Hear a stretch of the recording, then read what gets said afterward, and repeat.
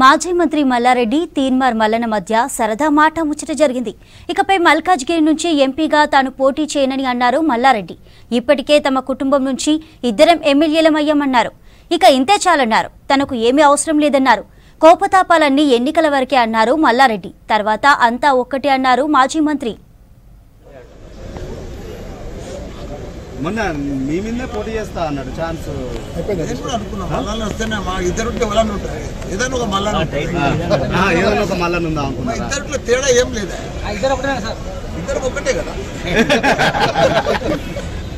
వాళ్ళు పాలే మేము పాలే ఇద్దరం పాలమ్మినే వచ్చు. పాలకుల